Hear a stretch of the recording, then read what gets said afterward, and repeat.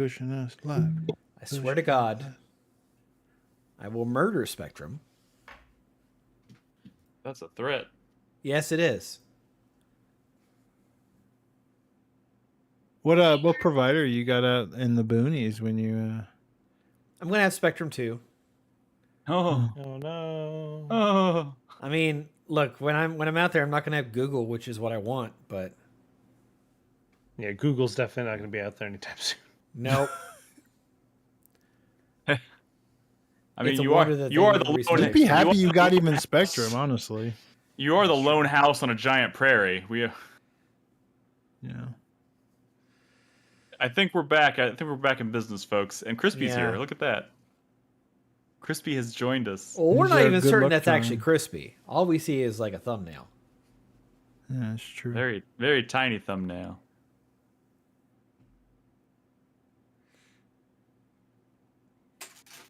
So we were very close to potentially not recording the second segment tonight, but I think Chris Davis's internet has evened out, and we're gonna hope for the best. I've also we're gonna lowered see my if we- bit rate going up, so it should be. So better. we're gonna see if we can get through this segment, and get this shit in the bag. Just waiting for Crispy to show himself. I really hope that when I go to check the YouTube archive, there's not like 7 or 8 different listings for our tonight's show. I think Crispy walked away. I think he did. I don't think he Crispy. did. I just think he just doesn't want to turn on his camera. He doesn't love us. He walked away. Crispy.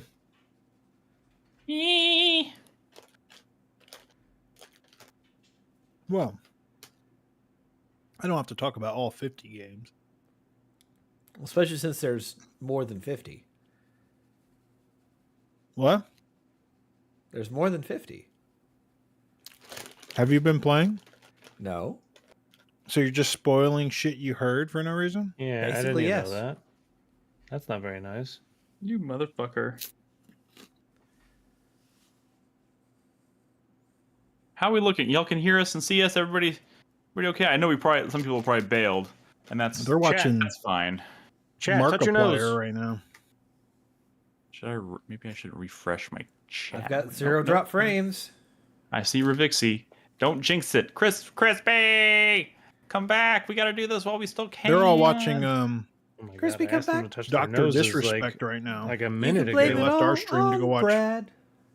Dr. Disrespect. Oh, God.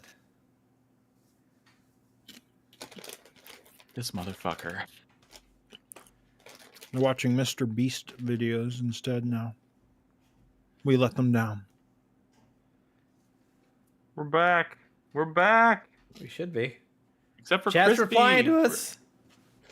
Where is Crispy? That Dr. Disrespect, like, just a picture that I'm playing chess, you're playing checkers picture was Oh my the God. worst thing he could have posted. That because, was the like, dumb. the first reply was from the Yeah. perspective of the person playing checkers. And it's so obvious. Yep. It's so obvious. Could it have been on purpose? Could he have known that that was literally the worst thing he could have posted? Probably not. Crispy! Call him Just on start his without phone. What? We can't. Chrissy, the someone fuck's text a him. phone? He's Where is probably he? muted screaming at us right now. But like his little thing isn't turning green, so he has to know that no sound is coming out of him. That must be one epic shit. Ah, here he is. There he is. Hey. Oh, He had to put his we face We can't on. hear you. I don't think he said anything. Oh, no. we No, can't he's hear you. He's talking. talking. You can't hear him. I bet he turned it on. He was probably thought he was talking, so he turned on his camera to know. Okay, there. Alrighty. You can play it. You can play it cool. We know you were screaming at us. How dare you ignore me? How dare you! Listen to me! I shall bend you to heel! Okay, before we start, Crispy, can you check to make Recording. sure Discord is capturing the right microphone and Yeah, you're Audacity kind of is blowing out. You Can you sound put a little. extra light on your green screen there, Chris? Oh, this isn't a green screen. This is No, I know. it's the anti-green screen technology. Okay, hang on, everybody. You're fine. You're fine. Fucking leave me alone. Everybody, shut the fuck up. My input's too high. It's a little bit. Tap Is your it? mic. Is I'm it my hearing input or the noise gate? You sound louder than most, and I can Gameplay. hear a lot of like white noise, which I normally don't hear until I listen to your audio later. Tap which your is mic for fine. me, please. Okay. Yeah, it's the right mic. Your gain's just really high, I guess. How about now? That's better, but you're that's- kind of low now. Maybe Yeah. halfway. There, stop. Okay. Right there. Okay. That's good. Better. Say some more. okay. Check 1 2. Checking the mic. Checking the mic. Checking the mic. Checking the mic. Checking the mic. Checking the mic. Checking the mic. I would maybe Check, go down check, a little bit, get a little bit closer, but I think we can rock with this. checking the mic. Yeah, just a little bit low because you're gonna get loud at some point. I can tell. You're gonna get loud talking about Space Marine. A little loud. Check. I'm checking the I like it. mic. I like it. I like it. Start recording, please, everybody. All right, I'm recording. All right, I'm gonna recording. I'm gonna I'm assume recording everybody's on a recording. new track. Do we still record this show? No. All right, roll call starts now. Brad, Hello. Nolan, This is Nolan, and I am doing my roll call for the second part of the show. Crispy, Hello. Chris Davis. Please, for the love of God, work. All right, welcome back, everybody. We had to take an unexpected break earlier in the show because of technical issues, and during that time, Crispy has joined. Crispy has randomly graced us with his presence. We're here, I found my way here. which means, of course, now we can start with Space Marine. I'm just kidding, Brad. Hello. You are ready to talk. Brad's dying to talk about UFO 50, and I'm gonna No, let him it's have not it. even me dying to talk about it. I just didn't want to be a dying second to segment game Talk about. for once Well, in my life. Well, unfortunately, you weren't going to be a second segment game, but we were forced to Yeah, take you an were earlier gonna break. bump. You were gonna bump my game completely. All 50 of them, Nick. Yeah. Wow. All 50 of Wow. them. So, anyways, I've been playing Brad, UFO 50. Have you heard about this? The new Mossmouth joint, aka Derek Yu Studio, creator of Spelunky. Him and some homies at Mossmouth and some other collaborators, indie game devs, board game creators, oh, look at all these pixels. have for the past I don't know how many years, 7 years. I don't know when this was announced, but he did take a break to work on Spelunky 2 and whatnot. They made a retro compilation from a imaginary console that never existed, right? It's like they found the console and all the games, and that's sort of what this game is. So it's not just like 50 random indie games, which by the way, they are 50 full retro style games, but they're like full games, ranging from, arcade style score based games to like full on RPGs and stuff. There's a civilization like in this game. What the fuck? Yeah. Like when you boot up the game, it says play for with dinosaurs. Literally Civ with dinosaurs, Chris Davis. What? You have my full attention. You have my attention, yes. So That's one when you of boot up 50. the game, it says play forever. And as someone who's put in over 20 hours now, and I feel like I have barely scratched the surface and barely touched some of these games, maybe you can play forever. So 50 full retro games, and they do cover like a period of like a time period, like from the early 80s to the late 80s, like 82 to 80, 83 to 89, I think. I don't know. So there's definitely like and they even have little blurbs as like developer blurbs for like, oh, they were trying this with this game, or this is like the first game in their next era or whatever, so much so that, and so there's like connective tissue, right? Like not only do you see like stuff not really assets, but stuff from like one game to the next. But like there are like literal like sequels to some of the earlier games. Ooh, that's cool. Yeah, there's like 3 Campanella games. But the cool thing is, even amongst those, and I've heard it like in an interview, they wanted very little like repetition from game to game. Every game feels like completely unique from one another, and they were very much aiming for that. And if you've played games in like the 8-bit era, it was not like that. Like half the games that came out on the early years of the NES were just like space shooters, like side-scrolling shooters. And there Right. is definitely like 1 or 2 of those in here, but I feel like every game kind of has its unique gimmick, unique hook. And I want to say, like, before I kind of get into the nitty-gritty, and I believe the footage you're looking at is just kind of like it's just kind of like cycling It's from game to cycling, game. yeah. Eventually I will start at like playing some of the games, but obviously it's a hard game to like capture footage for. I will say that you can capture footage for like one of the 50 games. Like it's one yeah, of those things exactly, where exactly. I do think I have a few, but yeah. Um, I will say, like, I feel like some people would look at this and go, "Oh, well, 8-bit games, old games, not really for me. I didn't play This games in the motherfucker 80s. is I don't like looking games at from the me when he 80s." says this. Not just you, but like other people. Not Like we have just people in our you. community that are younger. Even me, like I played NES stuff back then, but I didn't love NES games. Like there's very few NES games that I'm in absolute love with. In fact, I argue that like NES games like don't, in my opinion, as a older man, don't hold up as well as like say Super Nintendo games. To me, like Super Nintendo games are kind of like 8-bit games, but like more refined. And the interesting thing about this collection is that the games are definitely evoking like the look and feel sort of games from those eras, but like one, like they're definitely doing some unique shit that you didn't really get in games back then. And two, like they're games that came out in the NES era, they were like kind of sloppy. Like they were like I mean, like balance wise, just not very refined. This feels like they're designed with like simple ideas or simple mechanics, but like they have like a more modern like polish to them. Like they're all 2-button games. Like every game on this collection you could play with 2 buttons, but like it feels like well considered and refined and balanced, which is not something that you didn't get that kind of confidence in the NES era. Like games were I feel like that way messy a and lot about sloppy. like retro style. I mean, outside of this compilation, like I had that kind of that same feeling when I played Gravity Circuit, which was kind of. Like I mean, that's throwback. exactly it, right? That's exactly it. But like this game, like I feel like more explicitly is trying to nail, like they seem committed. Like, man, every single game here is going to be a 2-button game because this was a 2-button console back then, right?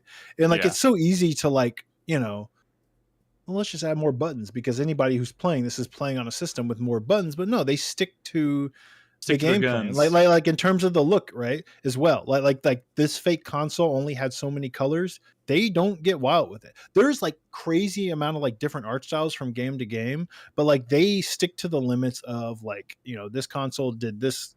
So right out of the gate, they like as a development team, they like, okay, let's make up a console, and then all the games that we design for it have to stick to the parameters that we set on a fictional piece of hardware. That's sort of like, I mean, like you could tell like that was like their design philosophy from the beginning. So all this to say, this is not some like random assortment of indie games that they collected that just look retro. This is from the ground up designed as, I feel like, as like a pretty complete thought. That said, so I say that just so people think that maybe they've gone back to try some NES games and had a really tough time.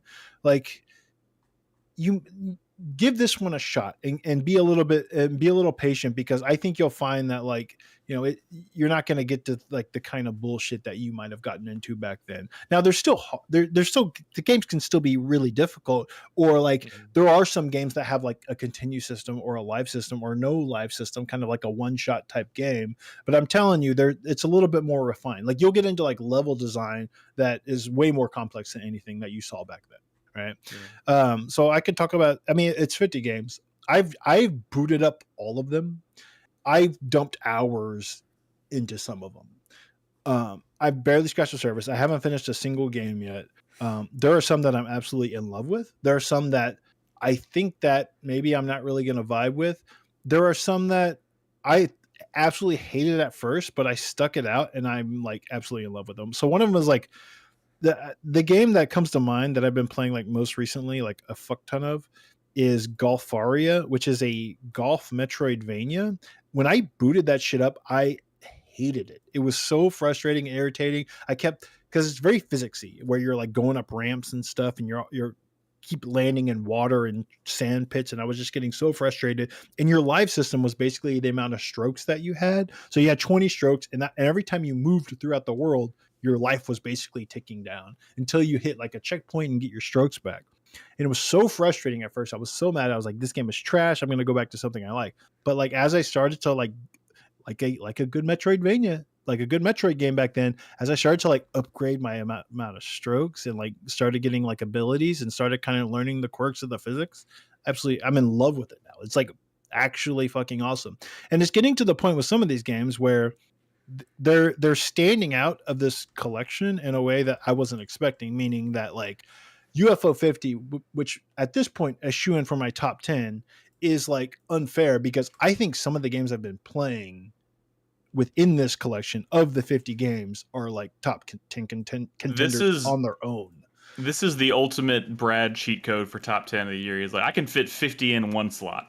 No, Perfect. it's not that. It's more that I want to also do a top 10 list of just my 10 favorite games from this game because there are like some legitimately cool ones. There's a deck builder in this game that is like not just as addictive as what you like a Balatro. You know, Balatro came out this year.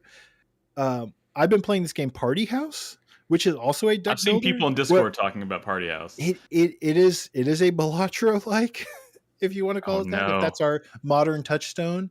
But it's so cool because you're trying to throw a party and your cards are basically just like guests to your party. And you're trying to fill up the party as much as you can without the cops being called on you. And every party member has like a popularity rating, or like they can like, so like they have like the popular kid, like it will give you like 1 popularity, or like the rich kid will give you like $1 money. And those are like the 2 currencies that at the end of your party, you're trying to calculate how much popularity you've gained and how much money you've gained without the cops being called. Because some of the people that you bring into your house during the party all are trouble. They're trouble. Like they have like a trouble rating. And if you bring in 3 members to your party that are trouble, the cops get called and the party's over, and you don't get any of your popularity, you don't get any of your money, and you have 25 parties to like hit a certain goal. And you're very funny, Crispy. Like the first one is you have to like throw a party with 4 aliens, but like to get an alien to come to your party, you have to have raised like an insane amount of popularity. And you have 25 parties that like build up enough of this popularity currency to invite 4 aliens to your party and actually have that party like go off without the cops being called. It's insanely clever, insanely addictive in a way that like it might look retro. It might be a 2-button game, but like this is absolutely a game, a deck builder. I think people would be talking about if it wasn't part of this collection, if the graphics looked like, you know, like if a it was modern a standalone deck release. builder, like, yeah. and it's simple, but it's like refined and smart and clever, and there's a lot to it. And I've literally played it for hours, and I could play for hours and hours more. It's cool that there are like kind of forever games in here, that there's score based games, that there's roguelikes, deck builders and stuff, because those are like Spelunky. Like there are some of those in here, and those are games you could literally play forever. So to think of this collection as not just like this remarkable achievement I've never seen done before, the boyhood of video games, to think that there are literally some games in here that you could also just play forever literally is crazy.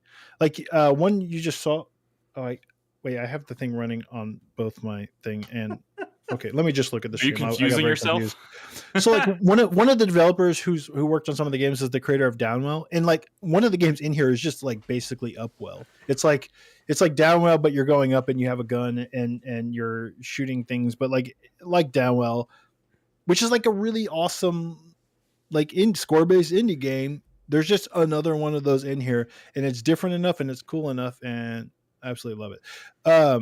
So the one you're watching now is a game called Mortal, which, by the way, there's Mortal 2, which similar premise but like very different structure and stuff. This is a platformer where everything you do like basically kills your character, and you only have so many lives to get through the game, get through the level, and get through the game. And so like you can like blow your character up, you can like shoot your dude into a wall as like a platform, or you can like turn him into stone so you can like get across pipe spikes or whatever. So everywhere But the thing you is, die, the body every stays, time you but do it that, affects the you're environment, losing right? a life. So you're trying to puzzle your way through to get as far into a stage with losing as few lives as possible, and getting like the extra life pickups, which are in places that are like very dangerous. So it's like, I could probably like spend a couple of lives getting down there. It's a if I'm risk like, and reward game, but which like I love. I need to do this in a couple lives, or like the whole trip is not going to be worth it. And like sort of puzzling that out, because again, it feels very well put together, very well considered. Like, oh, this is not like random NES like design where, oh, like I'm playing Ninja Gaiden and birds are spawning off the side of the screen like endlessly, and this is infuriating, but whatever, the music's cool. Like, you know, it's made by people who make games now, and that's very different than the way games were made in the 80s. So it looks like an 80s game, but it has like a cool, unique idea, and it feels refined, and that's why this whole collection works. Like, it's such a neat idea. And then they do Mortal 2, which comes out like years later in the lore, and it's the same premise, except that is a game that's kind of like it's like one connected world, like Miner Dig Deep or something, right? Where you're trying to get down to the bottom of the world, I guess, which is like it's one connected world, and now you can select different classes, and each class does something. And in like the warrior, he can like slash and stuff, right? And actually like put up a good effort to actually fight things.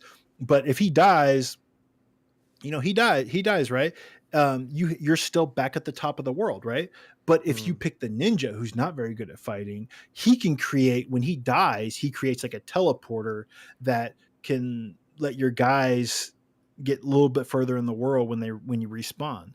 Or like there's a guy like the engineer can actually, when he dies and sacrifices himself, he can create like pipes through a wall that again are creating more shortcuts, kind of like ladders and ropes and stuff. The world is changing every time in like SteamWorld Dig or whatever. Yeah, the world's changing every time as you lose lives. And in that game, it's not level based. It's one world. You have 99 lives to get to the bottom of the end of the game. And it's like Mortal 1 cool, is like level puzzling based. all that shit out. Mortal 1, like what we're seeing now, is Mortal 1 based. is level based, yeah. And Mortal 2 is like a singular world map. And it's cool to see sequels take it's that like idea. Modern game development, where like the sequel is like the expansive or more expanded version of the original kind of thing. Yeah, and there's another series that's just kind of like actually gets into completely different genres. But and again, I could literally talk for hours about all these games because I've literally been playing so many of them, and I keep getting surprised by like how much I'm like falling for a lot of these games, because when I started it. And if you're playing like chronologically, you start with a lot of like maybe like the score based games and some of the games that are more brutal in terms of like continues and checkpointing. And as you get further into the chronology, you start running into like games with save points, like Metroidvanias, like Warp Tank, which is very similar to a game I played called Dundara, which is an indie game that I don't think a lot of people play, but it's the one where you could like your only movement is like jumping from the bottom screen to the top screen, like you can't like just walk sideways. I mean, Warp Tank is kind of like that, where like all the platforming is sort of in the platforming, like puzzle platforming and design is like designed around like only being able to like shoot. I mean, you can move, but it's structured in such a way where like your movement is basically zapping yourself from the ceiling to the bottom, and you can shoot things. And it's like, again, it starts off as such a simple idea, but then the level design gets like fiendishly tricky and clever, and it's fucking good. It's good. I want to shout out Rail Heist. By the way, the footage you're looking at now is this Party House game, which again, if you're just glancing at it, you're like, I don't know what I'm looking at. But I think one of the cool things about this game is when you boot up a game and you're just kind of looking at it, you're like, okay, this looks really old. I don't know what this is. I think I know what this is. But that when you start to realize like, oh, this is like an actual like competent deck builder, that discovery is like a really cool thing. Mhm. You were watching footage of me like a side scroller on like a train earlier, Yeah. right? Train heist. Real Me heist, yeah. figuring out that game went from like, oh, this is going to be a side scrolling like action cowboy game where I'm going to shoot some dudes on a train and try to get some gold, to realizing this is a no, this is more like a side scrolling. It's like Worms meets Hitman / Metal Gear Solid, What? and with like full destruction, and it's absolute insanity. It's insanity. I've never played a game like this. Everything is like you destructible. guys Everything is like, spent years yelling at me for throwing out weird fucking game combinations. We did. so we like did. the Yeah. Worms comparison is actually kind of wild, but it was the only thing that made sense to me, right? It's very like deliberate in terms of like, you got to get into this train, you got to get the gold, and you got to get out, right? Mhm. Which is very like Metal Gear Solid or Hitman, right? But like everything is like fully destructible, and everything is like very almost Spelunky-esque, right? Where you throw a box at something and then it bounces off of something else, and that knocks a guy into view and he takes a shot at you and you're dead, but you bounce way high up into the air where another guy was primed for a shot and he shoots you too, and it's just comical, right?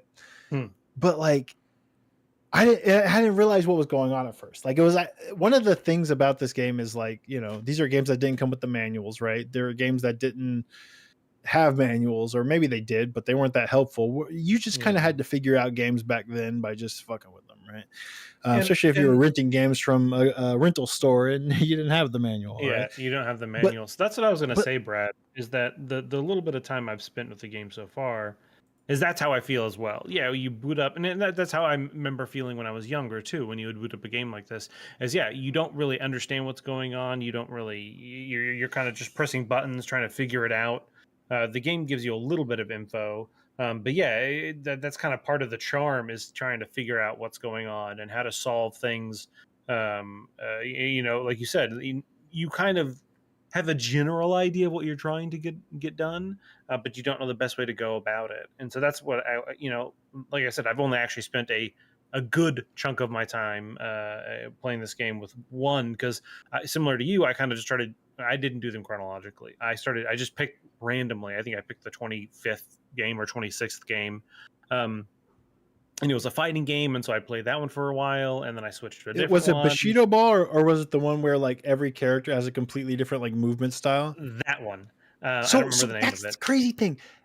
50 games, half of them support like multiplayer or Mhm. co-op. Half of them, That's insane. That's insane. which is insane.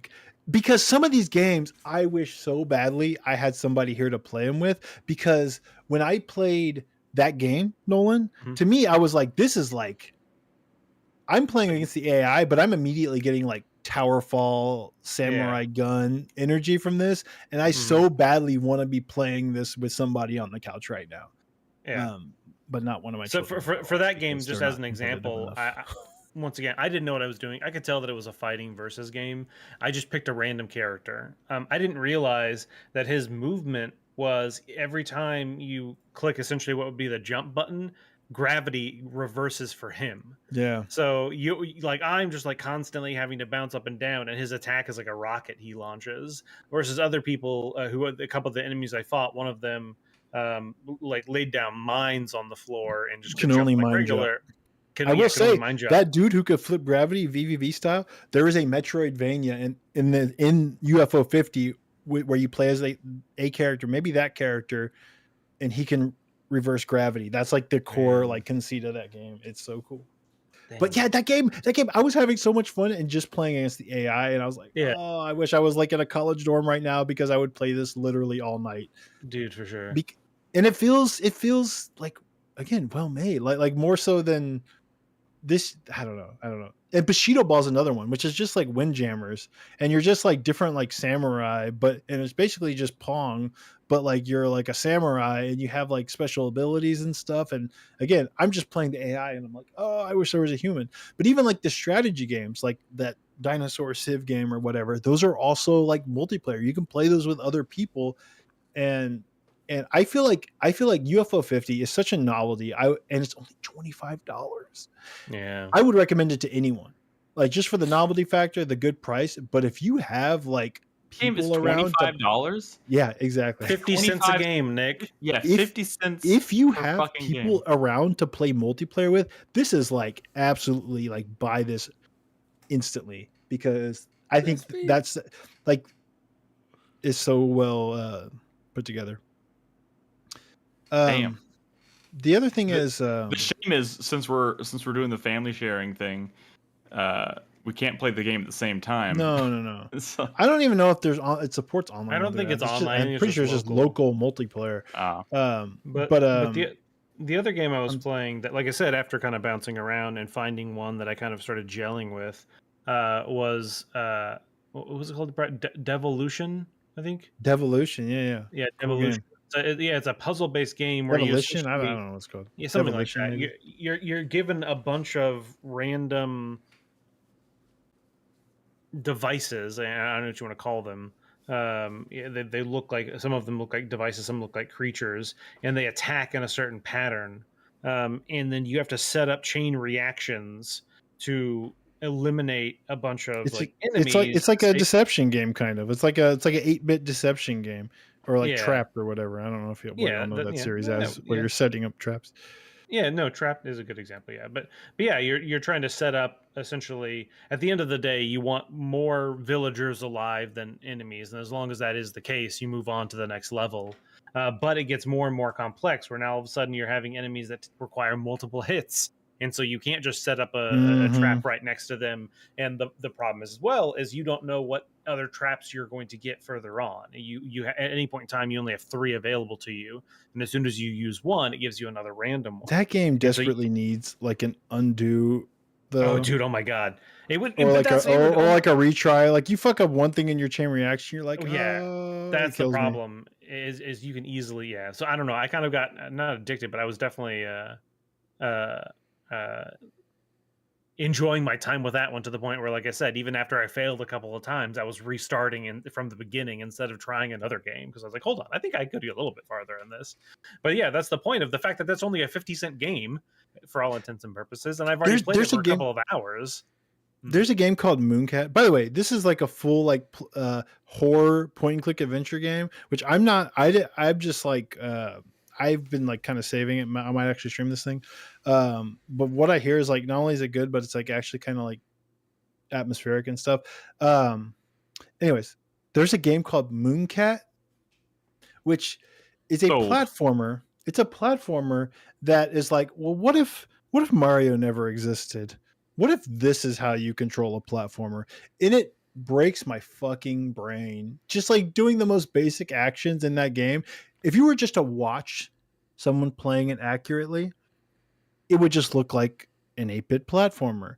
But if you put your hands on it, like doing the things that it is requiring that person to do is so like broken. Like the it's so broken from like how you expect a platformer to control, that it's like input comedy. It's input comedy.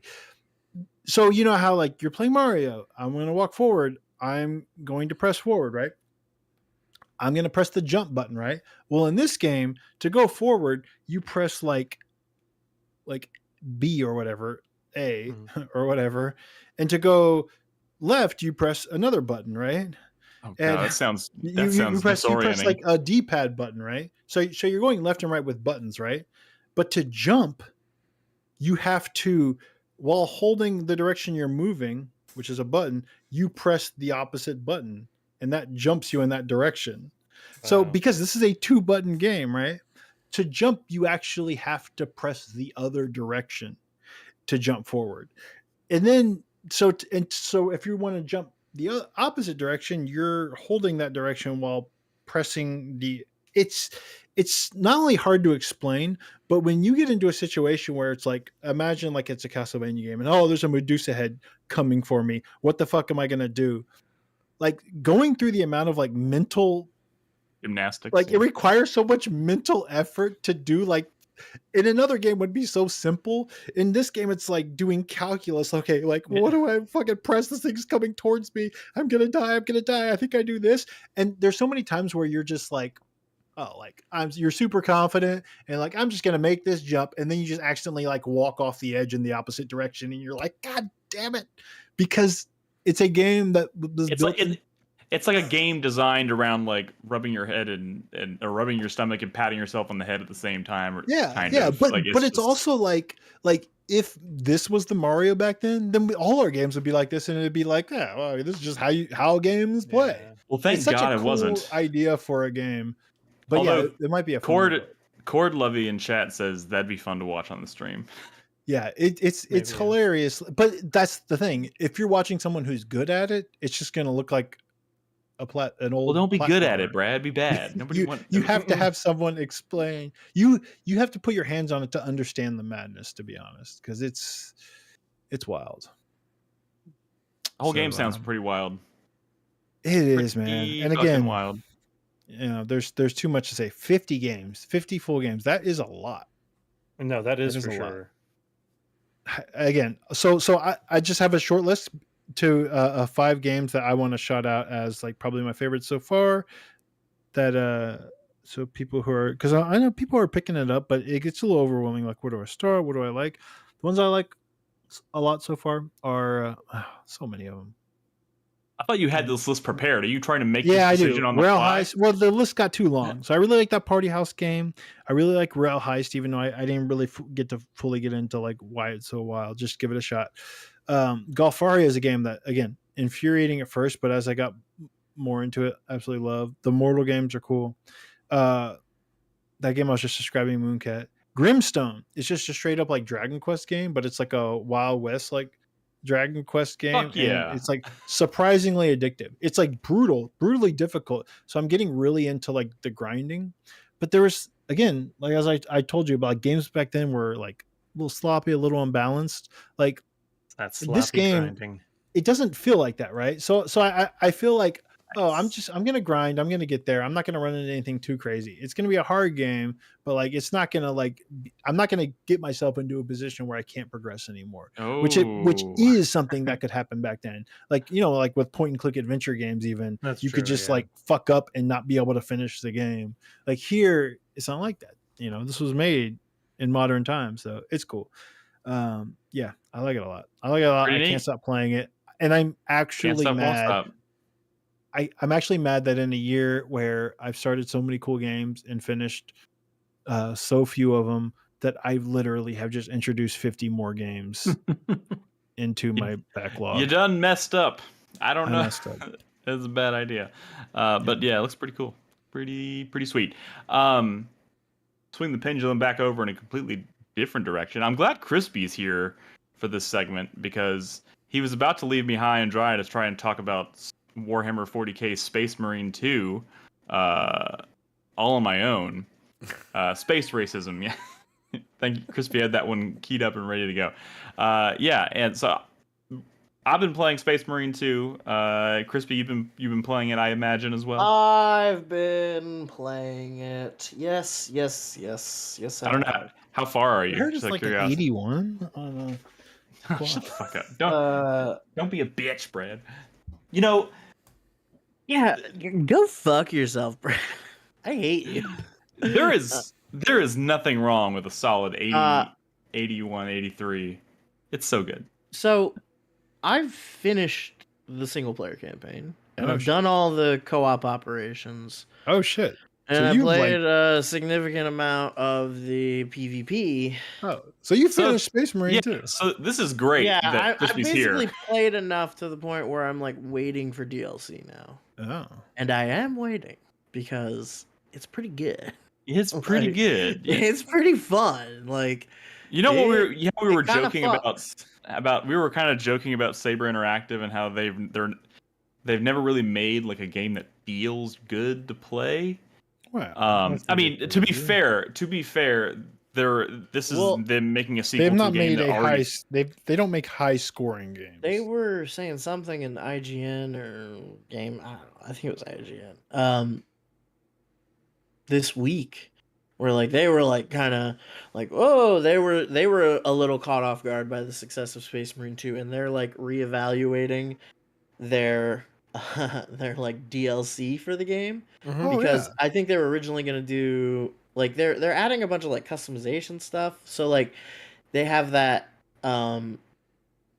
they're doing like they've already done one for the Ultramarines. They're gonna do one for the Dark Angels next, like chapter specific customization options if you want to play like as different Space Marine chapters.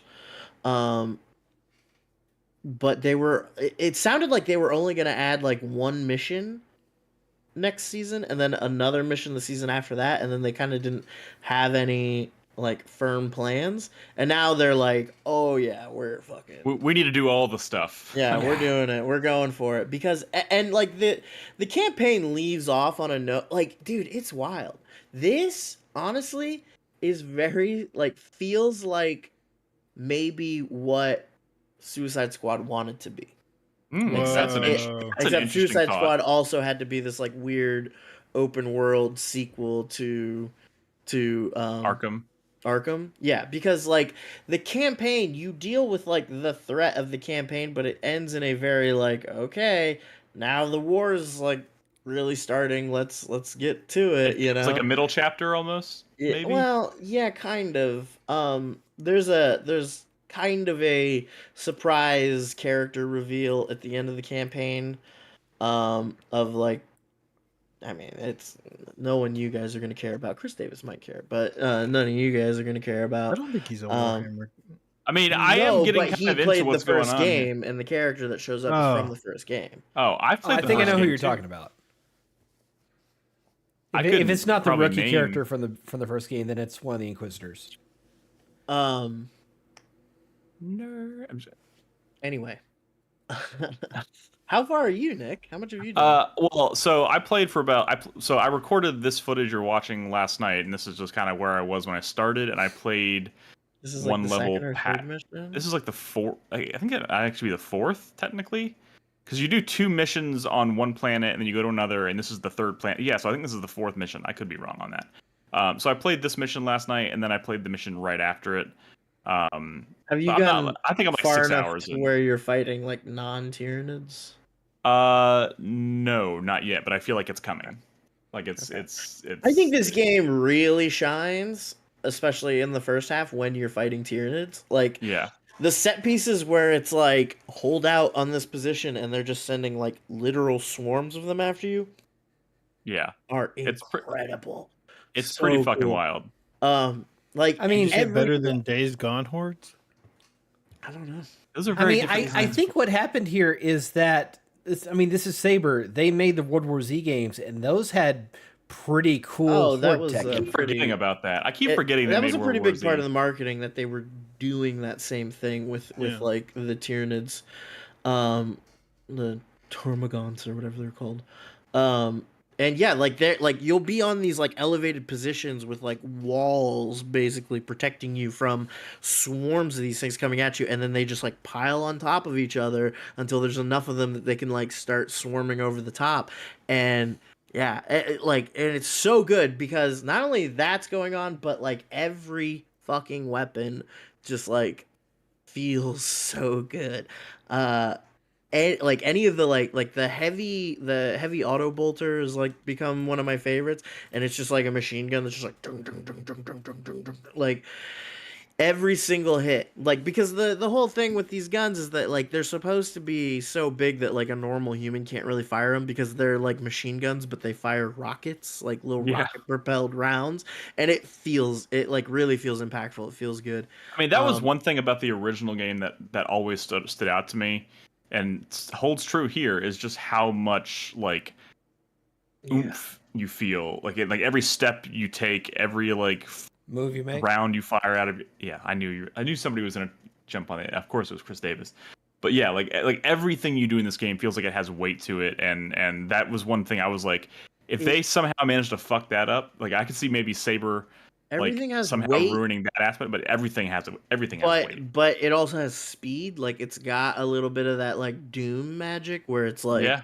when you get into like the fucking when you get your tempo of just like running around murdering everything, like glory kills into like I love firing. the like when the smaller Tyranids come jumping at you, whatever, and you have Yeah, like, and you just like second catch them and like stab them. Like, Yeah. dude, they're so like some of those are so casual too. They're amazing. Like, there's one with the power sword where he just like adjusts the sword and they just like jump on it and he just like wipes them off. Like, it's so good.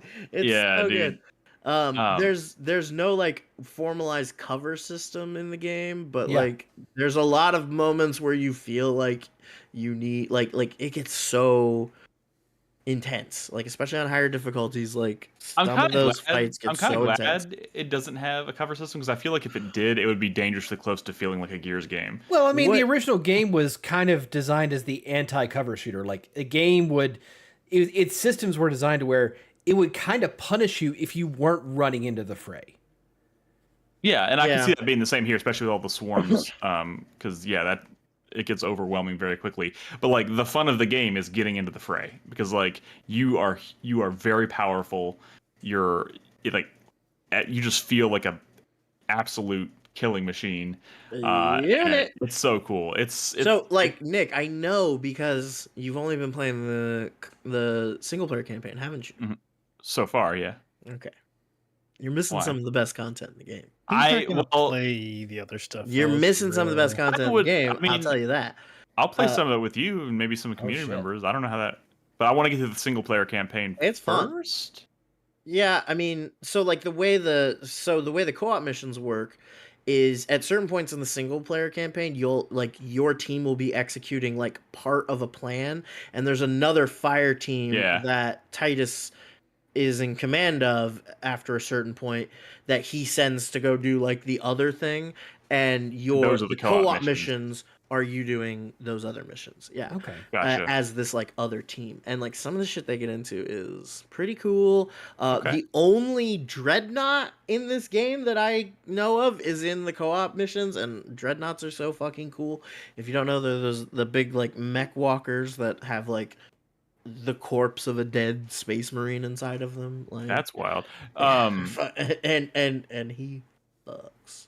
Very much like There's also some weapons that I don't think are in the single player campaign. Like I that don't would make think, sense. That's or I don't possible. know. I mean, I guess they unlock in and it's just up to you to equip them. Like, have you used a lot of the different melee weapons? Yeah, so I've been kind of experimenting. The one thing I will say about it, because when in between the missions, you go back to this like the space The battle station. barge. Yeah, the barge. That's a it's Yeah, massive. and you can like run. It's like a hub, and you can run around it. And there's it's cool. Like running around the hub. Oh, is there? Running around the Oh, okay, barge there's and one. hearing all the conversations happening and seeing all the kind of the stuff happen makes me go, God, I wish I knew more about Warhammer lore, because obviously it's very fucking deep. But like It's- the atmosphere on the barge is so fucking cool, and like all these conversations that are happening. When off you but walk sometimes I'll just past like stop the and little listen. chapels and like the chaplains in there, like Yeah. preaching and it like 40K is one of those things where like it is entirely about the vibe. Like you have to nail the vibe. Yeah. And they nailed it. I because- think they fucking nailed Because it. the vibe is like the whole thing, and it's a bunch of like it's all goofy as shit. Like it's all dumb and stupid and goofy, like completely impractical. But you have to be like serious about it, and you have to like have that kind of like tone to sell it and make it believable, right? And everything about this game sells it. So Yeah. It's fucking. But what I was saying, like when you're on the barge, you can go to an armory and you can like no. in between missions and you can change your loadout, which is Yeah. cool, but like it almost seems pointless because the moment you get into a mission, it's like within you take 5 steps and it's like, oh, here's a new weapon. You're like, Here's okay. a bunch of And weapons. yeah, you just start changing Well, shit it out gets willy nilly. that become. I mean, like what becomes more important, especially like in co-op missions, is like setting up your own. Like you get 3 pre-made loadouts for every class. Yeah, Setting those up so that when you find like the armory stations in the level, you can like that one you're walking up to right now. Yeah. You can switch out depending on like what the next section is. Because I mean, there's a lot of like I think the like specialization of the weapons all feel really good. Like there are certain situations where it's like I don't want to have a sniper rifle, I want to have a fucking melt-a-gun. Oh my god, Nick, how cool is the Melt-A-Gun, right? Dude, the Melt-A-Gun is awesome. The Melt-A-Gun is just like it just like shoots like a blasts like a- wave of heat. Like Yeah, and it just like disintegrates anything in its It's path. so good. So I have two questions. The first one and the slightly less important one is the jetpack still fucking awesome? Yes.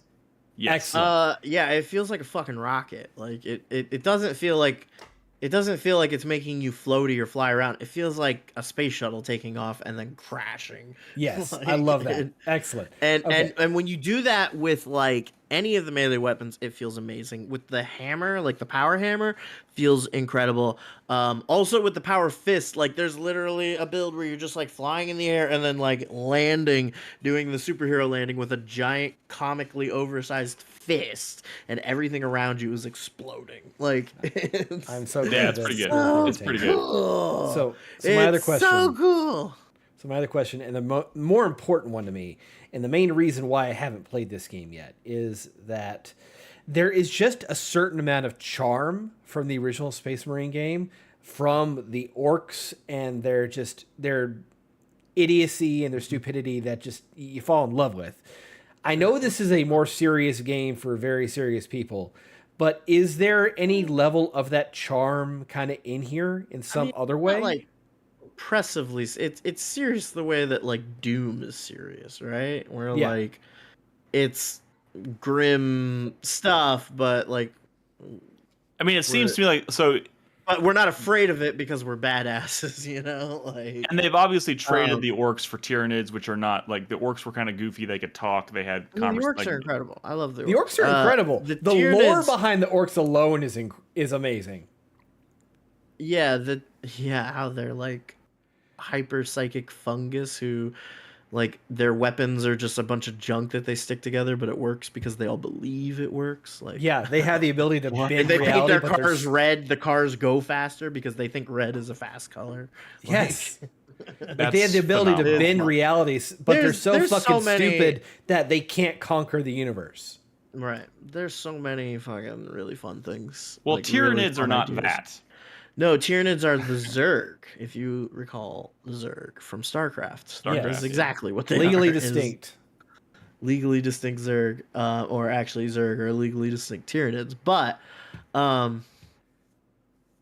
no, I don't think the game loses the charm. I mean, orcs are fun, but like, come on, the charm of that first game was being a space marine and, mean, yeah, and being this unstoppable two-legged tank juggernaut. Like You're on the barge, and there's floating babies with the like cherubs, yeah. yeah, the cherubs Yeah. are just kind of like flying around doing stuff. I mean I've dabbled in 40K lore before. I've read a couple of the books. I've played video games. Never played the actual tabletop game. I know a lot about. I have various approximate knowledge of many things in 40K, right? But playing this game was really like amping me up, and I'm just like sitting on the wiki like looking stuff up like as I'm playing the game, and I found a great discussion about cherubs where like somebody was like, are these actual like dead babies that they turn into winged servitors? And then somebody was like, no, don't worry, they're not dead babies, they're just cloned babies that are made to be servitors, like as if that was not Somehow better. also existentially horrifying. Like it's so good. Everything in this game, when you stop to think Yeah, about everything it, is existentially fucking horrifying. repugnant and like awful to an nth degree. It's so good. And yeah, that like they've got all those cherubs flying around. They've got like cathedrals everywhere. They've got Beautiful game. It's a beautiful game too. you should see there's a really nice set piece with the Imperial Guard later on where you like walk through an Imperial Guard staging area, and like that shit is so fucking cool. And they're just like one guy's like giving an impassioned speech to the troops while they're like executing traitors in the background. Like we're Fucking wild. You know, so we don't need to spend a lot of time talking about this, obviously, but like I am curious because I didn't really want to be influenced by like what reviews were saying about it, and I was like, it reviewed kind of soft, but I also felt the same way about Black Myth Wukong a little bit, but like it reviewed kind of soft, but like what exactly is the problem people are having with this game? Because it seems pretty fucking rock solid, kind of from front to back, at least so far. I mean, I've played 6 or 7 hours of it at this don't point.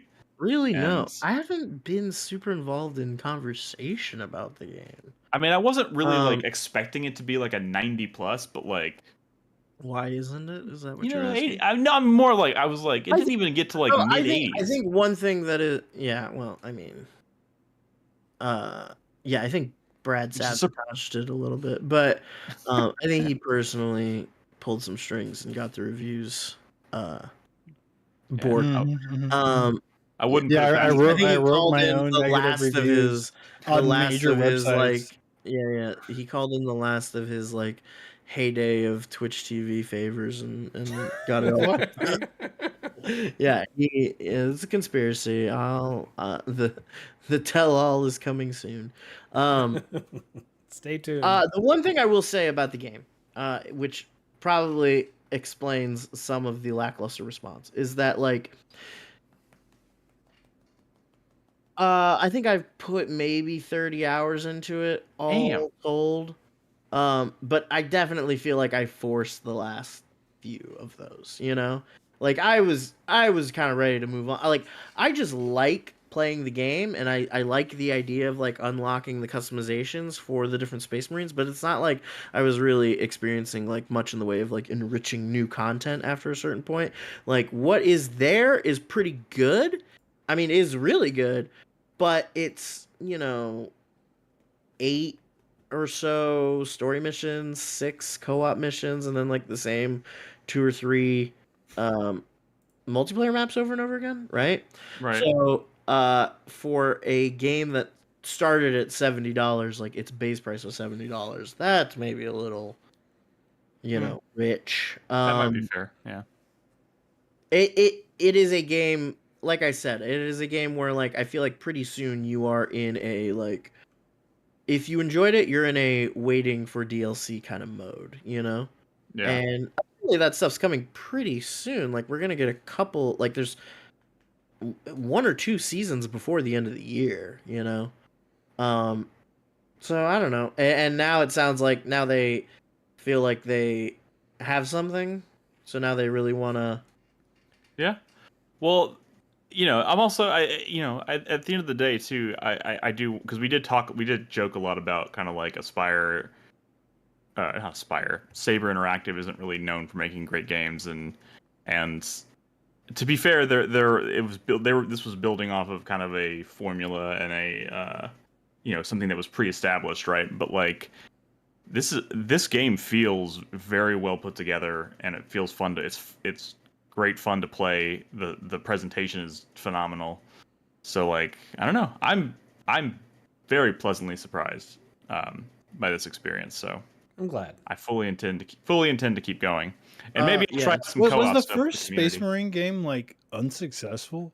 Because it's wild. This game is like a huge success Yeah. from what I mean, understand. all I know is the original Space Marine has always been kind of a maybe, I don't know what the reception was when it came out. I know Space Well, no, I'm Marine not at even this talking point- about critical. I'm talking about because I mean, like, I think, I don't know, For all we it know, did this about game this, back- didn't it? Like, Huh? like you're saying this game's only an 80, you know? I mean, I think it no. was I'm not in talking that about the bandwidth. scores. I'm talking about no one bought the first game, but everybody bought this one. Like this game is doing extraordinarily well. Well, I that don't first think game I was don't like think a lot of people bought the game when it came out, but now it's one of those like, a Dragon's I'm Dogma. sure it's been given away for free on like for Yeah. Game Pass, and like PlayStation Sure. probably gave it away on PlayStation Plus. Like, I mean, were bunch of people less people into played it. Warhammer back then, or like Oh, less no. people into Yes, Warhammer? I think Warhammer. I think Warhammer has, you know, and it's been around forever, and it's always been like a huge deal in the UK. In the US, it's kind of ebbed and flowed a little bit more, I think, and I think we've kind of been in the upturn of an ebb around the time that first Warhammer game came out. And it's one of those games where it's like, if you're getting into Warhammer, which a lot of people have been getting into Warhammer, I mean, you know, fucking Henry Cavill talking about it probably got a bunch of people into it, you know what I mean? I was about to say, it does not hurt that he's pounding the pavement trying Yeah, to like it got more popular, and if you're going online being like, what are good video games I should play, like that's one that'll pop up, you know? yeah. So I think it's a game that maybe found an audience after the fact. Yeah. You know what I mean? And now the sequel is just kind of benefiting from that. Yeah, the original that Space flow. Marine. It's powerful stuff, man. I was looking at fucking pre-painted armies on eBay yesterday. I'm getting a little sick. I'm kind of like getting a little like drawn in here a little bit. You Crispy- know? This shit made me cry. No, I'm just kidding. Crispy, you can't afford to get into Warhammer. No, I mean, I Elon think Musk I can can. barely I afford to think get if into Warhammer. I think if I could buy like I was talking to a friend, he was like, "Man, if we just let's just both buy like a combat patrol box, put those together, and then it's like a little like 200 point army or something, and you can play that way." And I was like, "Yeah, maybe, I don't know." And like I A don't know, drug man. Yeah, I habit don't- is cheaper, Crispy. Well, I'll tell you what, after this I went and bought and started playing Rogue Trader. Oh, yeah. The Baldur's Gate 3 competitor. the Baldur's Gate 3 killer. I saw you were playing that because it popped up in my library on my Steam Deck. I was like, wait a minute, why is Rogue Trader here? I've played about 10 hours of it so far, and that is also pretty good. Like, it's kind of cool. I was It's looking pretty at the companions, and there's a lot of ladies Dude, in that one. There's a lot of ladies. I mean, They look cool. Are ladies? I only have 4 characters, including my custom character. The only dude in my character's a dude, but then the Seneschal's a dude. But I've already got the Psyker and the Sister of Battle as party members, and like they are both very cool, very sick. I think there's like an Eldar assassin lady that you can recruit. That's kind of fucking cool. I just recruited a tech priest, and he's a real fucking weirdo. I mean, I need to check this. I need to check this out. I didn't know there was like. Well, like you a need to Baldur's finish Baldur's Gate 3. You're right. What the And fuck am I then saying? you can think about playing Rogue Trader, right? Yeah, But, Fuck me but dead. like playing Rogue another Trader- CRPG for So- you, Nick, would be unhinged. like Absolutely. I'll unhinged. talk about this. I'll probably talk about it a little bit more later. I did want to say that like it is really cool. It's got an amazing vibe to it as well. And if you're not aware, Rogue Trader is kind of like the original version of Warhammer 40K was called Warhammer 40K Rogue Trader, and it had this whole like additional like role playing concept on top of the like combat tabletop role playing game. And the idea of Rogue Traders is that they are people who are essentially handed like a charter by the Imperium to be like petty lords, and they're like, go out into the frontier, whatever you find out there, any planets, anything, like that's yours. Like, you own that. You can exploit the shit out of it as long as you are like progressing the empire, like the Imperium, into like uncharted spaces, right? Can I say horrifying. not a good title for a game though? Rogue Because Trader. it makes it sound like it's like a merchant game or something. You are. It is. There is a merchant aspect to it. I know, but like it there's makes it sound like it's like a big only that. like, no, but like it's kind of like Moonlighter. like the other Owlcat game they did was Pathfinder Kingmaker, which is also Now that's a good title. is a CRPG, and the whole point of that game is that you are building a kingdom. Like you become a king and you're building a kingdom. Like, this is the same shit. Like, you are building this, like a lot of the gameplay is not just doing like the RPG stuff of like running around and doing turn-based combat. It's also like negotiating with people. It's also like collecting goods and like selling them, and like there is a whole commerce aspect to it.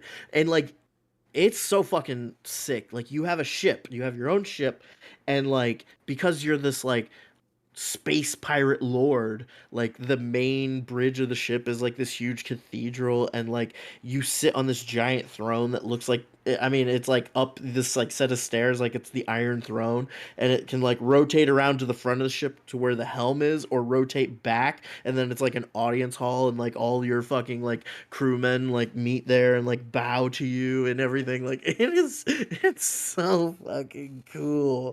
Oh, Warhammer is actually not bad. Pretty cool. Not bad. It's not bad. Not bad.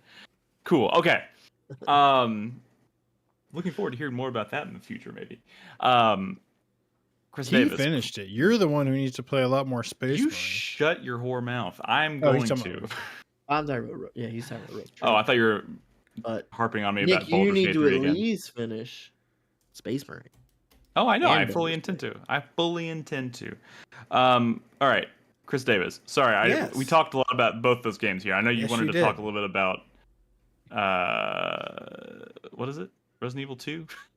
I mean, I can talk about Resident Evil 2 if you want me to. Wait, but- which game do you want to talk about? Roll that beautiful Peglin footage. Don't Well, do the I- Peglin footage. I mean, I fucking Don't could. you It'd do it. take me 10 seconds Don't to you- load.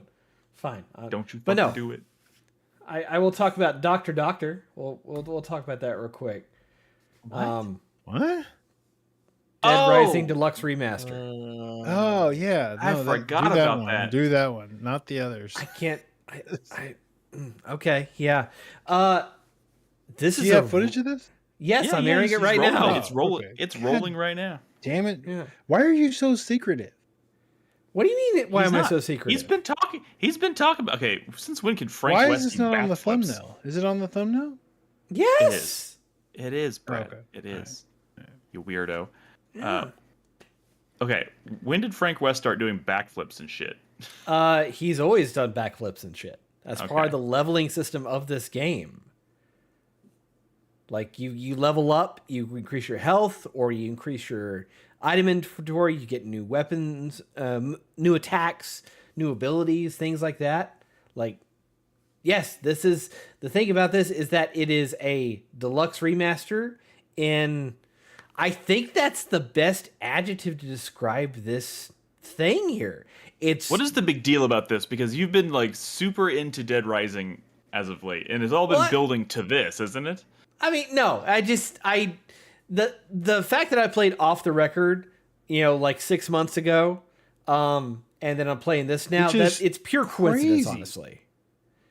Like that was the one game in this franchise I never played. It's crazy that you were so hyped for this, given you literally just played it. I mean, yeah, but it's a different. They're kind of different experiences, and like Okay, so- Okay, let's not oversell it. Dead Rising. It's Dead Rising. Is this like a Black Mesa situation? No. No. So when I said that like this is the Deluxe Remaster is like the right way to describe this game, it's definitely not a remake. You can feel the old bones. No, this looks like underneath Dead this game. Rising as fuck. What? Do you... Yeah, but it's just So this filled with. doesn't replace the original. I say this is the superior experience. I would not go back and play the original by comparison. So it is like a. It's a Black Mesa. remaster. Okay, it is a Black Mesa. I gotcha. Cool. No, Oh my dude, fucking god, you're killing me. it's a remaster. Chris, Let me get these Crispy words is out. trolling the shit You're not out gonna of go y'all. play the original because you don't want to bust out your 360. Yeah, or your Wii, the Wii. Remember that? I forgot. Okay, I forgot stop. where it had No. like 8 zombies on screen. Chop till you drop edition or whatever. Yeah. I mean, the thing about this is that it's the same old bones underneath, but it's a massive graphical update. And there's just tons of quality life improvements across the board. The NPC AI of the people you rescue, it's actually competent this time around. Like I'm holding this character's hand, not because I need to guide her, but because you love her. because there is a affiliation system hidden underneath the game to where if I raise my affiliation with this character, she'll like me more. She'll start pointing out things in the environment like hidden objects or things I can stickers I can take for big points with my camera. Things like that. Like it's worth it to actually escort people around instead of just returning straight to the safe room. Now. I do like how Wow. you. I do you like only how you're bond with like. people if you get something out of it, Chris Davis, is what you're saying. Brad, I do fucking like hate you so much. I do like how you were just like the AI is perfectly competent this time, and then like 5 seconds later, you're like taking cover behind a tree, and she's just kind of like standing out in the open. Well, I mean, these I get it. psychopath, I mean- prisoners, like they're only interested in me. They don't give a shit about the NPCs. yeah. So yeah. I just let her go, and she just kind of walks around and survives while I have to deal with this fucking Humvee with a 50 cal on the back of it. So, I mean, it's just the game is designed to focus on you. It doesn't really want to focus Jesus on the survivors unless it just so happens that they're surrounded by zombies. Hey, when you say there's like quality of life stuff now, is it still like so the first Dead Rising was like this weird game that like got easier if you like restarted it or whatever. Is that still like the loop here? I mean, your progression if you complete a run, no matter what ending you get, or if you die, like that progression carries over to the next run. So, like, I'm But on like play. I remember is- in the original, like it was better to like restart the game than I don't know. Maybe I don't really remember. I mean, I think you're Been a maybe while. misremembering. I mean, but like again, when we talk quality of life, like I was holding her hand. If I was playing the original game, like if I bumped into a single zombie, I would lose grip with her, and I have to go connect with her again, and it's just a fucking pain in the ass. Now they fucking run with you. They scale upstairs with you just fine. Like it makes fucking sense. stairs. Yeah, Yeah. they can use stairs. You couldn't say that about the 2005 game. Man, sometimes I forget that like Dead Rising 1, was that a launch title or was that just shortly after the It was a launch second for the wave. 360? It was Second 2006, wave. sorry. Yeah. It was rough. It was rough, but it was a technology demonstrator that accomplished Right. what it needed to do. And And now they have to turn it into an actual fun video game to play. I mean, Dead Rising 2 was a fun video game to play. We don't talk about But people 4. but people have an affinity, people for whatever reason have like a appreciation or an affinity for the first one for whatever reason, even though it was never quite Because it never because they just did it again with like the sequel, and it's like yeah, the first one is the one that people are nostalgic for because that was the breakout one that everybody, yeah, I guess. it's like Yeah. subsequent the Dynasty second Warriors game- games don't hit as quite as your first one, I mean, the big thing about the second game was the item combinations and weapon crafting that you could do, which feels, Yeah. by comparison, very, very absent in this. I mean, it's just As in, like that was a really cool feature in the second one. Now you miss it. that was a breath of saying? fresh air that really made the experience. It's round also out hard well. to beat the mall setting. Also, I will say the first one was the only like Japanese developed game, and I feel like you can kind of feel those quirks, and I feel like those quirks are like what made it charming. And the first one was fair. just like a kind of a weird imitation of that. I don't know. I mean, the second one, I don't know. And then the third and fourth one, that was just We don't talk got about those. weird. I think 3 was fine. It could have been better. 4 is a fucking travesty. Which one is the Christmas one? That's 4, right? That's 4. What do you call that Yeah. a Christmas one? It was I set mean, during Christmas.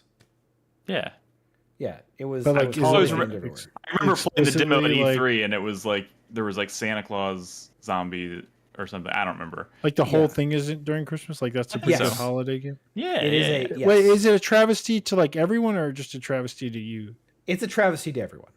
I think it was. I mean, you don't hear thought it- people talk about it a lot. I don't. No. Like, it kind of came and went, and nobody really said much about it.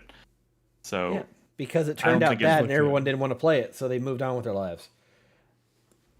anyways, that's neither here nor there. But this is just such a substantial quality of life, just like refresh of that original game, while retaining that original gameplay.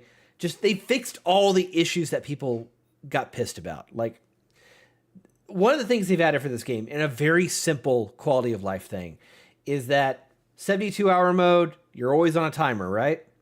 Now Yep, that you was- can go to a save spot and advance time. So you don't have to like just kind of wait for hours on end just between events. No, you can now just go to a spot, advance the timer, and go immediately to the next story event. Like that is so fucking handy if you want to do certain things in this game. I think I guess because my first thought is why would you want to advance time? Because I feel like isn't the whole point you're trying to accomplish a bunch of stuff before the timer runs out? So I feel like advancing time would be something you don't want to do. I mean, it's Maybe a situational thing. Like, there's always going to be stuff to do in the mall, at least on your very first run. But once you've leveled up your character enough, like you're moving so much faster and you have so much more ability to manage your items that it just saves you time naturally as you're going on. So things that might have taken you 20, 30 minutes to accomplish may take you 10 minutes, maybe 5 minutes sometimes. Like yeah, wing it in chess is before you would spend a bunch of time collecting food and items while you waited for certain things to happen. Exactly. That makes sense. Yeah. Or you could be filling that time killing fucking zombies, because that's what this game is about, right? Oh yeah, and there's a ton of that still, as well as the fucking raincoat cultists and all sorts of psychos. I was gonna ask. I was like, why are there a bunch of dudes in raincoats? Was that in the original? I feel like that's... Yeah, it was the cult, the raincoat cult that was hanging out in the movie theater. Hey Nick, have you ever played a Dead Rising game? Probably. I played like half of the first one. So you've never played any of the others? Wow. No. I mean, I'm going to be, so admittedly, not a huge Dead Rising fan myself. So. But then you've only played like the first one and even only half of it. Right. So. Right. I don't know, man. I think it might be worth going and exploring for you. I mean, I need to play Baldur's Gate 3. I mean, you've got like 10,000 other things you do need to play. I feel like. But you can't keep making that excuse. He's just gonna use that as like translation. I'm never playing that. Yeah, you're never playing this. Yeah, God damn it! I can't win with you, Brad. I can't fucking win with you. At one point, you were gonna play. I know you don't mean it. Yeah. But I do mean it. I do mean it, you piece of shit. Not in that joke. You did not mean it. Even if you install the game, Nick, you're still not gonna win. Like, do you still have 13 Sentinels installed? Nick could literally finish that game. I would not care. Yeah. So, shame. But yeah, anyways, it was never about me. It was always about him. Well, Nick, if you play this game, maybe it'll count towards your Japanese games. That's not how that works. But let me tell you, it's not entirely untrue. I'm over here trying to get Nick to play Rebirth, and he's like, "Yeah, maybe I'm good." And to me, that was like an easy point for him. Brad is putting fucking words in my mouth again. Anyways, I'm sorry. I don't want to hijack Dead Rising conversation. Yeah, I mean, I'm about to. We do need to wrap up here soon. Yeah, I'm going to wrap it up. The other thing I want to point out is that Capcom yesterday put out or maybe even this morning. I think it was yesterday. They did another one of their public surveys, asking for feedback on Dead Rising Deluxe Remaster, as well as other games that the community wants to have done. Like they did this several months ago, right? Asking for sequels and remakes that the community wants. Yeah. And what was one of the top picks? It was Dino Crisis. Dino Crisis. And what happened today? They announced it was coming to PlayStation Plus. Yes. The first time you'll be able to play it since the PlayStation 3 on console. I mean, that's great and all, but I don't think that's what people meant. No, I mean, of course not. I'll but take in it. a span of 2 months, that just tells me that what really should piss you off about that is how easy and how quickly they were able to make that happen.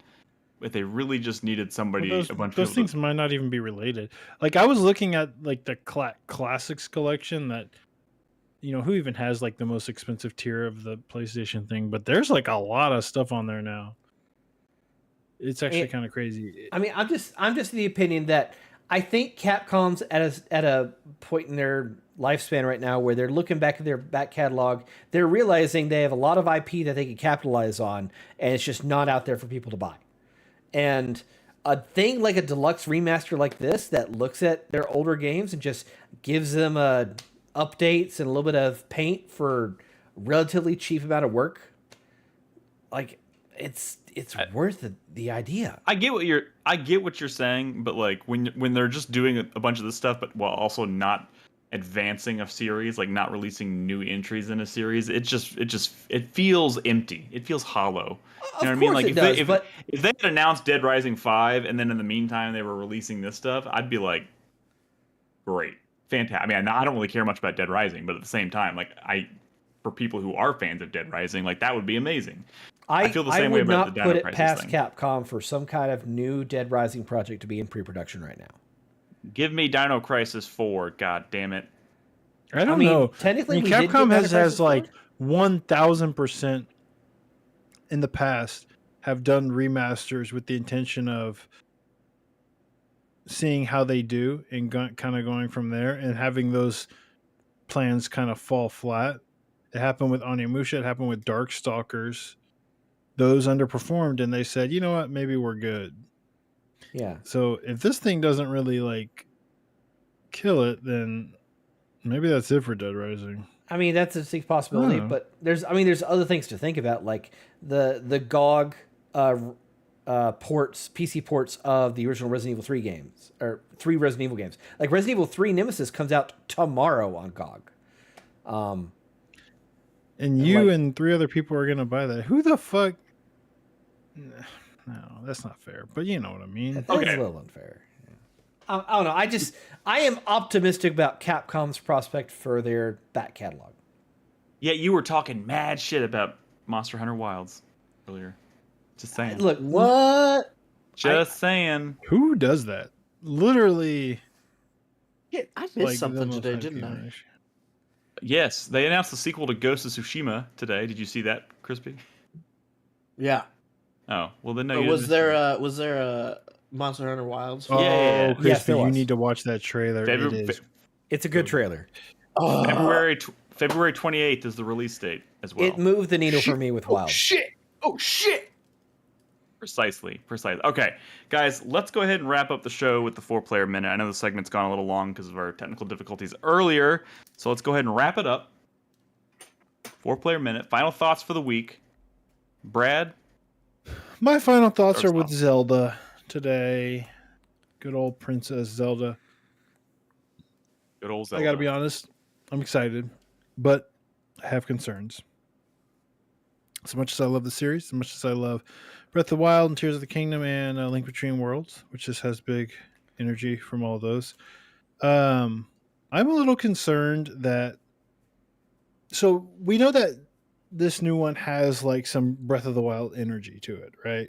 Where it's like very, you have all these like tools, just kind of figure this shit out, right? Yep, that's the idea. And which is cool, right? I like that philosophy. The problem is, I am worried. Breath of the Wild and Tears of the Kingdom, like they're pretty difficult games. Like combat, the world can be very deadly, right? Especially if you get into like a situation where you're not ready for, place you're not ready for. And I feel like the difficulty of those games sort of force the player to like get creative, force the player to like seek out the things they need to get more powerful. Like, oh, I really want to get this armor. I really want to upgrade it. I really need to get more of these things so I can get more hearts. Or like in Tears of the Kingdom, you just start throwing together wild shit because combat can be really difficult. If that philosophy, I don't think works with something that is more like along the lines of like in a Link Between Worlds. A Link Between Worlds, like in terms of like difficulty. If the game is really easy, what is pushing me to experiment with my tools? Like I'm worried we're going to run into the Scribblenauts issue where you're going to find, which was inherently a relatively easy game. It wasn't trying to like be like difficult. It was more puzzle like this is. I'm a little worried that, especially with like enemies and stuff, boss fights, whatever, you're just gonna, if you can just pull out the thing that just works, the solution that works, and you might not have to get creative. Which, based on the trailer, could be beds. I mean, beds, sure. Everyone's gonna be sleeping in boss battles, right? Unless you don't have to because the game's too easy. You see what I'm saying? Like, I love a Link Between Worlds. It's really easy. This, I mean, it's starring Princess Zelda. Maybe they're skewing a little bit younger. Who knows? I feel like there was some concern there with Princess Peach game that came out earlier this year, which seemed like fucking easier than a Kirby game, maybe. Oh, because it's starring a girl, it's gonna be. Well, get him, Christy. it is not. It is less about fucking It's Zelda, but girl. sexism, and more about like Nintendo, right? There are certain Nintendo Maybe franchises sexism on that are Nintendo's always part. really fucking easy. Like there's some Mario games start out really fucking easy. A Kirby game is always easy, pretty much from beginning to end, right? Like Zelda games kind of had become easy, but like I'm saying, Breath of the Wild and Tears of the Kingdom, they were like, no, man, these games are going to challenge you. You're going to be able to die quick and often. You're going to die quick and often.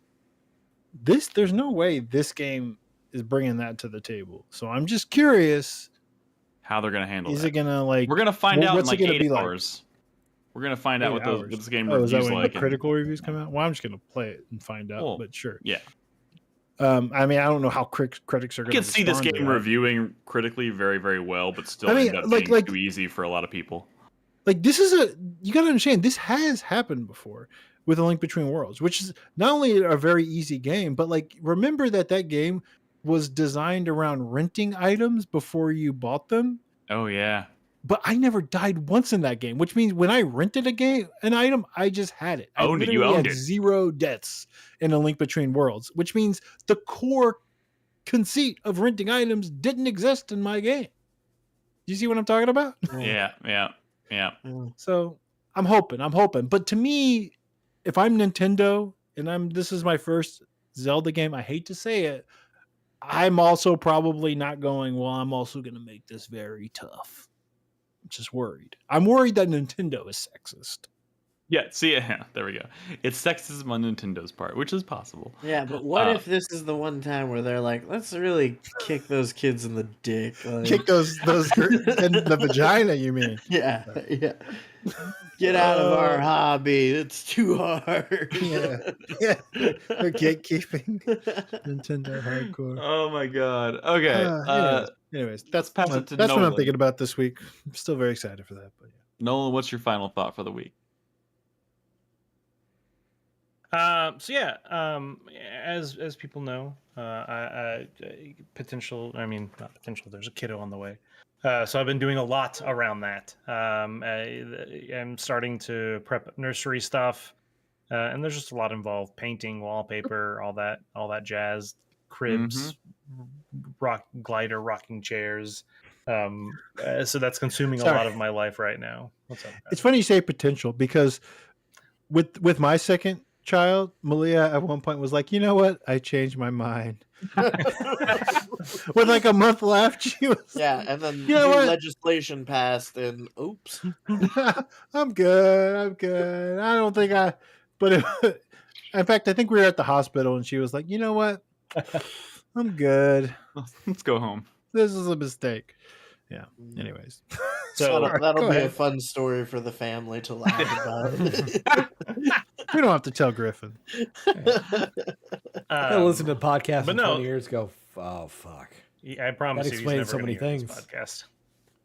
podcast. But yeah. Wow. So the UFO 50 was a kind of a welcome thing because it's easy to like bite-sized kind of games to quickly play and stuff like that. So definitely going to be playing a decent more of that.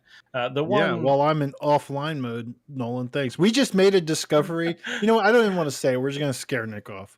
Let's just that's true. continue. That's true. But the Keep it to other thing I yourself. was going to bring up was that, dude, I don't want to do it, man. I really don't because fuck them and fuck capitalism. Oh no. And all that shit. But dude, that 30th anniversary PS5 PlayStation. looks so fucking good. Oh, no. Man. It looks We so didn't talk fucking about good. that. This is shameful. Dude, the fucking USB I feel like that looks only like the exists to PS1 try to make. controller. I feel like that only exists to make people feel better about the pro pricing. Oh, for sure. Are and they it's one of the- doing? Are they doing another like anniversary controller like they did for the No, PS4? no. The whole They're doing an system. anniversary system. The Okay, PS5. okay, Pro but can you looks get like a just the PS1. controller?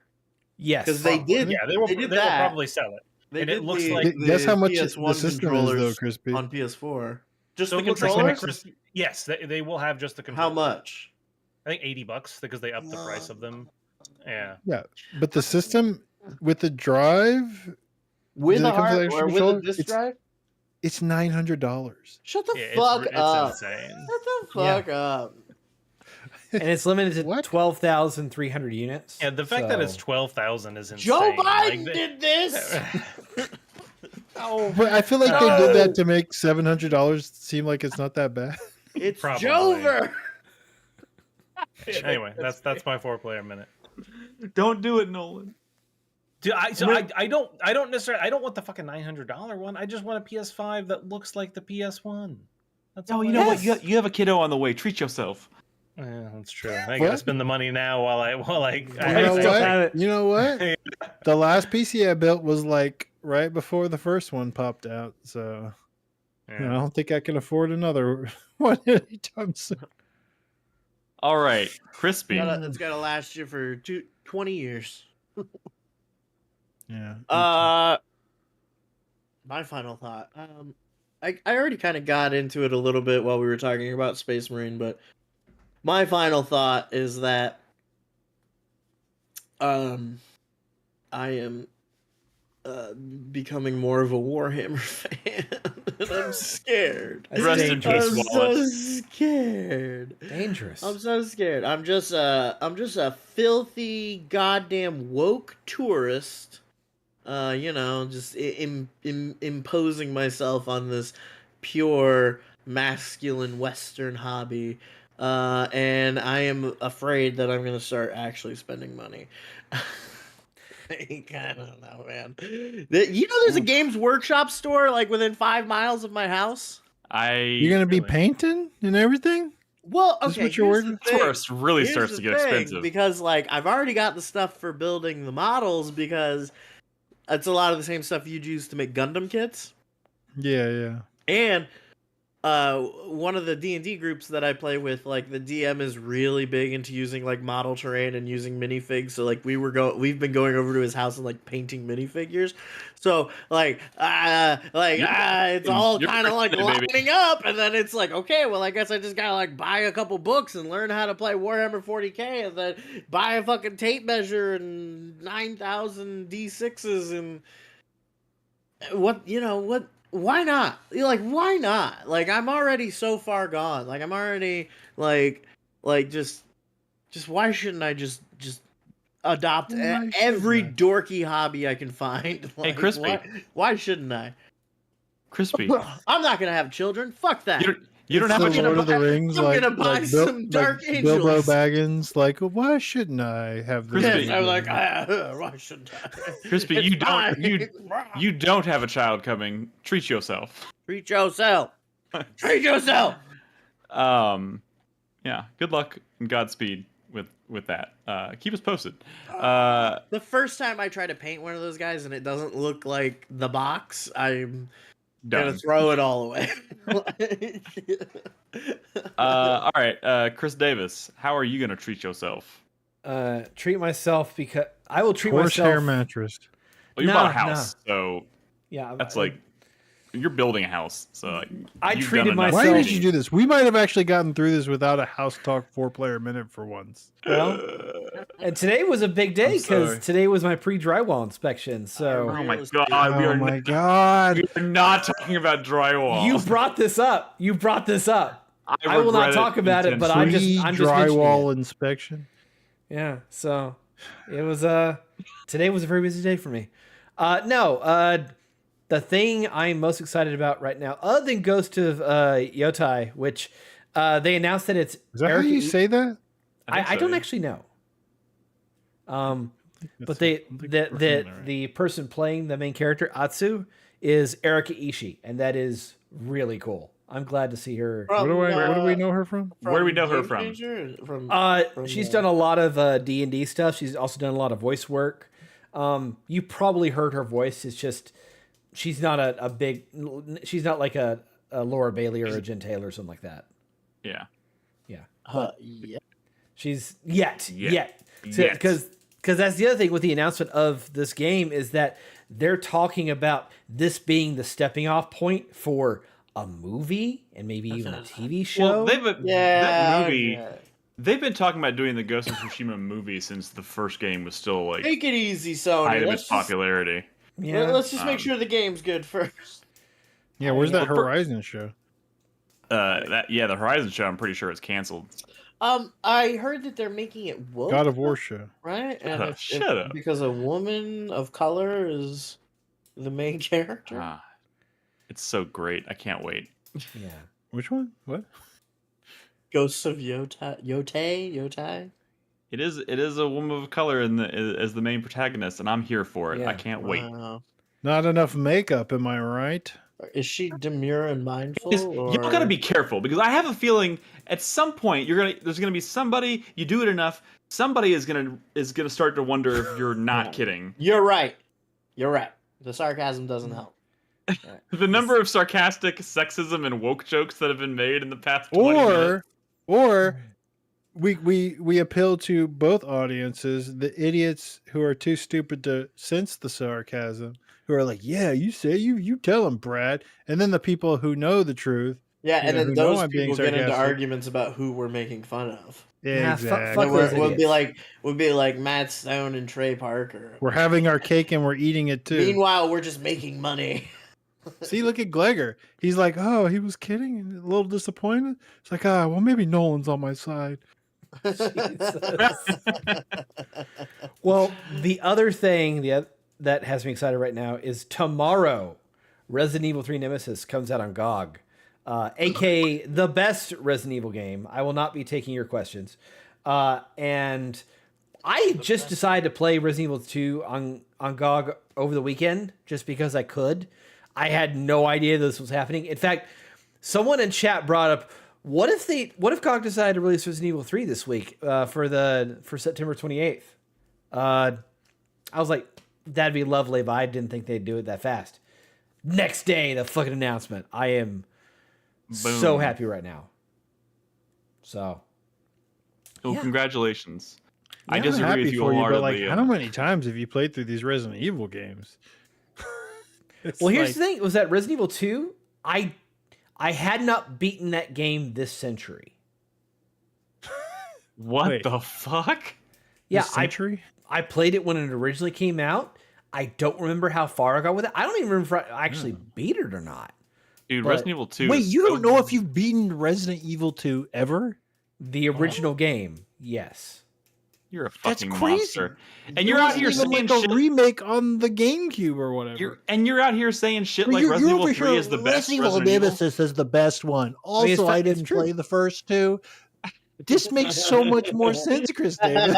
Of course I you played- think Nemesis is the best. I'm fairly certain that I beat 2 at some point. I just don't remember basically anything from playing that game back then. I remember more of Resident Evil 1 than I do of 2. Did you get into arguments with kids back then saying, no, Nemesis is the best, and they didn't know that you didn't play the first two Resident Evil games to completion? No. That's 'Cause fucked up, man. That came out when I was 13. Oh I mean, my I know you goodness. were You go 35 when back. it first You came go out. back. I think you've been fooling yourself for the better part of 30 crazy. years. But no, I'm perfectly correct. Resident Evil 3 Nemesis is the best Resident Evil game, period. You don't even know. Did you even finish the GOG version or whatever? Yes. Okay. Finally? And then That's the great. next night, I went through and played Scenario B. So The first I time. have gotten the full experience. Thank God. 30 years. Okay. or My whatever. final thought. My final That's thought. great. That's actually the crazy. week. I thought he was like the most Resident Evil pilled person here, but like that's not even How close. dare to you? true. Come on. Well, I'm saying. I mean, first of all, Nick, I beat you in that Project M.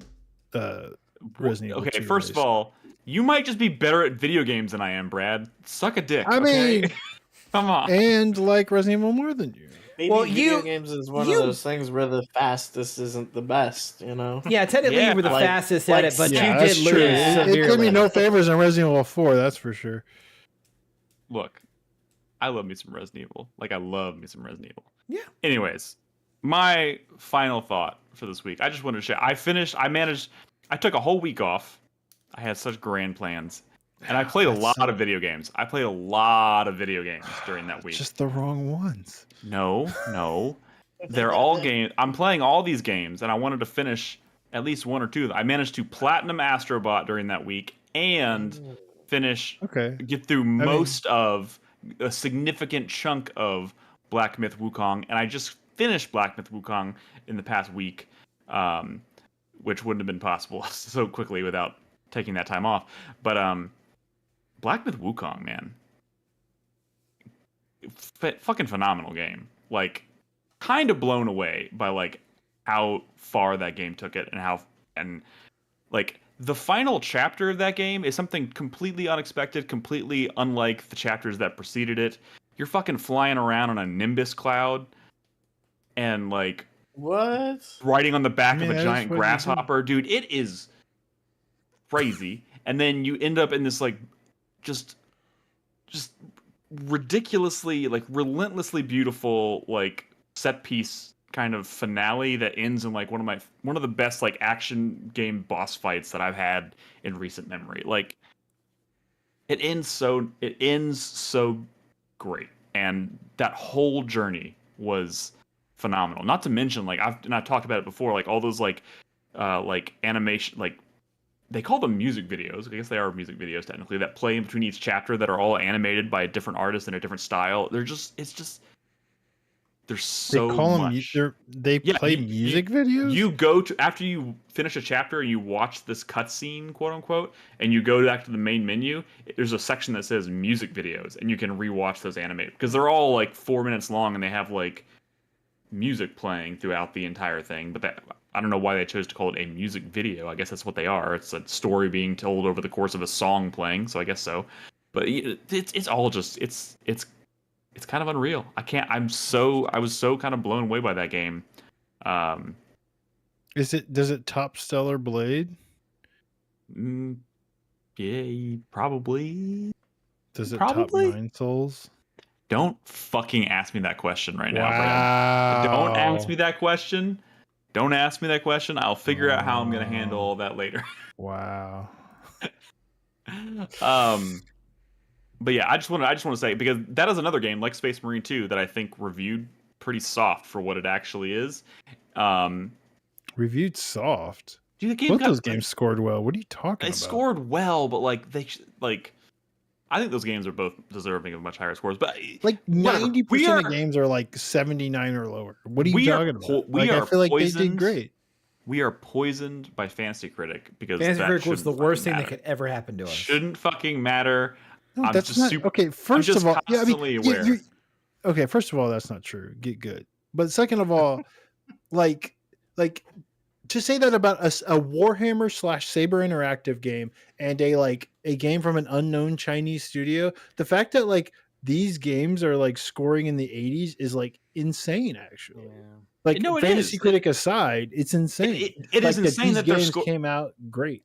given the circumstances and who's making them. Yes, it is extraordinary that they're reviewing as well as they are. But also, if you take that out of the equation and just look at what the games actually are and the production value behind them and the technical. No, I'm not even talking about graphics. I'm talking about like go look at Black Myth. I mean, look at a significant chunk of Black Myth Wukong and look at like all the different things that come together, like from the technical, like how smooth the whole game plays, the UI, the ridiculous amount of time and effort put into those animated sequences. You're The saying story, like you're it's mad just, that it's UFO insane. 50 is a It's 90 insane. and Wukong is an 81 because mine looks like 80s trash. I should have known better than to even bring score into Wow. this conversation with you around, Brad. But all I'm saying is, Brad just doesn't like Asian games. That's all. I think people are. That's true. Famously, don't like the Asian games. Nick, on the other hand, loves Chinese He's and a Korean games. champion of the Hates Chinese Japanese games. Some of my favorite games this year are Chinese and Korean. Yeah, Just no Absolutely. Japanese games. Wow. it's kind of funny when you put it that way. Anyways, I mean, whatever. This is just it. facts. This segment's gone on very long because it's been kind of an imbalanced show. So I'm gonna go ahead and let us wrap it up right there, guys. Thanks for tuning in. Thanks for listening. Again, last week we did a game night. We'll probably be doing more of those in the not too distant future. It was very fun hanging out with the community and playing Dale and Dawson's Stationary Supplies. That Very, was very fun. cool. We should do that again. It was pretty fun. Good times. So maybe stay tuned for that. And of course, if you want to be a part of the community and maybe even be a part of one of those game nights in the future, make sure you're in our Discord, discord.gg/4player. You can also find all of our episodes on 4playernetwork.com, as well as your preferred podcast service. And we record these episodes live every Tuesday night. So we'll be back in a week's time to talk about more video games. In the meantime, Be good to each other. Play video games, and good night. Bye. Bye. We made it. And I made it. We survived. Woo! I literally wasn't going What- to bring up the house until you said it. know. Oh, what It episode was- is this? 810. Sure. So how'd the drywall inspection go? It went good. Or the pre-drywall inspection? The Ready to guy I put that hired, drywall up? he just, it was mainly just nitpick things. The I city can't believe got the Brad rest, just asked so, this question. Yeah. Damn. Yeah. No, Look, man, this is how I get to sleep on podcast nights. I don't usually stay up this late. I'm wired. I'm wired. If I don't get a little house talk, I just can't sleep.